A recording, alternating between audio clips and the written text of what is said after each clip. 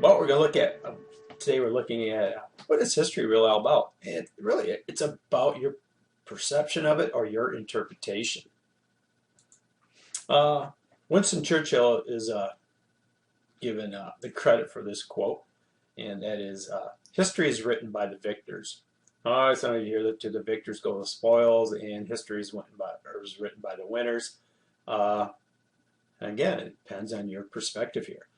In this picture, Winston Churchill is a gentleman on the left. He led the British Empire during World War II. And on the right is General Eisenhower, who led all the Allies in Europe during World War II and later became the American president. It's also said to study the past if you define the future. This is a statue of Confucius. And quite often you'll hear kind of a similar one. If you don't want to make the mistakes they made in the past in the future, study the past so you won't make those mistakes. Everything in history is based upon a previous occurrence. Very few things are just isolated incidents. There's typically some type of background to all these. And we're going to look at those as we go throughout this class. Quite often you talk about interpretation or perspection. You'll see these diagrams. In this one here, what do you see? We'll look at a few of these here. Another one. And here's another one here you can look at.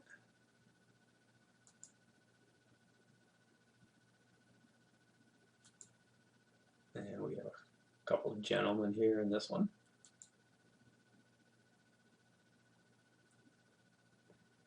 And this one here.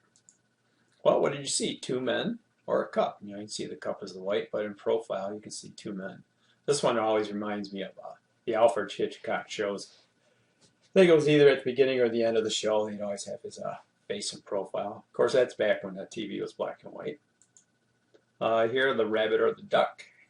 This would be the rabbit's eye here, rabbit's mouth, the rabbit's ears. The duck was just the opposite. Here would be the duck bill out here. This would be the duck eye.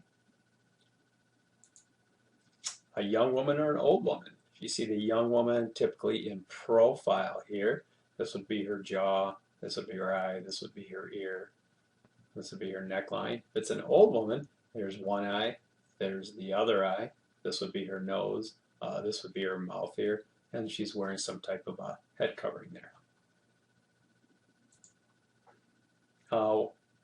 What did you see here? A man playing a sax or a woman? And here you would see where the white is here, in this area here would be the woman, and then this gentleman would have the sax down there. What did you see? Two different pictures or the same image? And again, just dealing on your perspection here, or your perspective, I should say.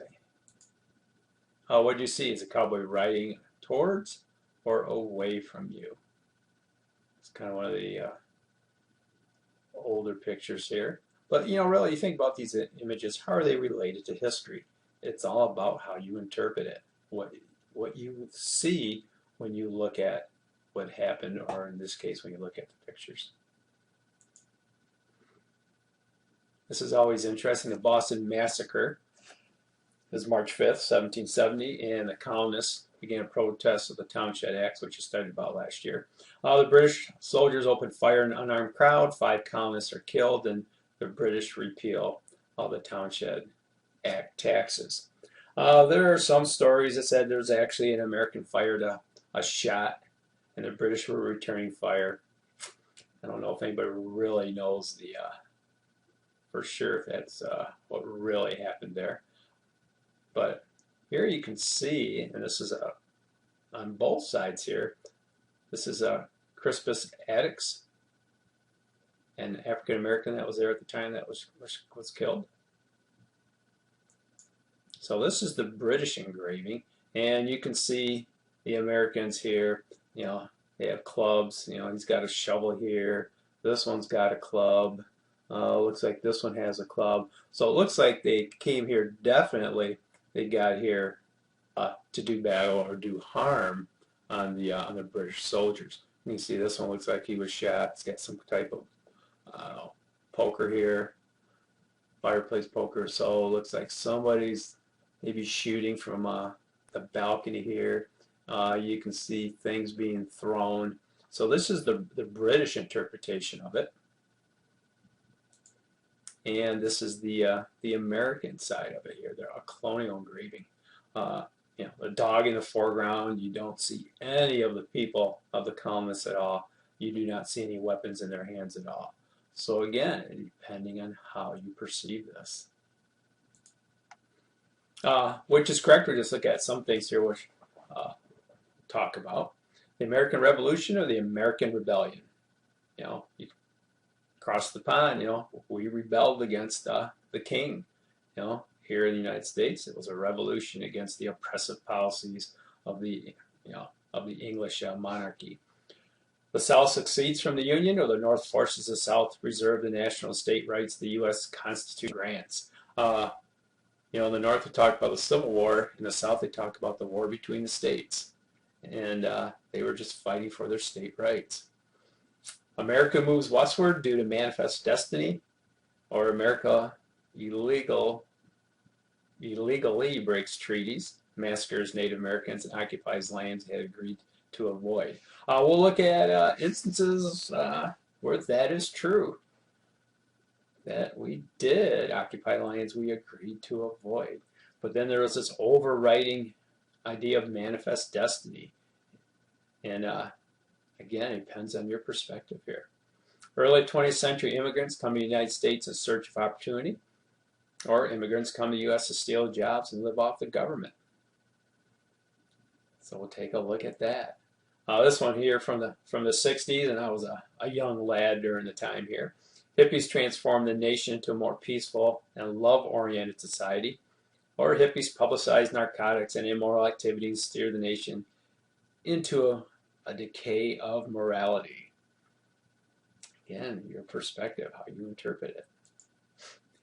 Really, there's no true answer. They're all correct. In history, simply the interpretation. There are two sides to each historical story. I would argue sometimes there are probably more than two sides to each historical story or each historical event. The more you get into history, the more complex it really becomes. Very few things just happen in isolation when you look at history. And that's kind of, I always found kind of a neat thing about history is that there are so many ways to approach or study an event in history. And hopefully you'll get some appreciation for that this year. And that is it for today.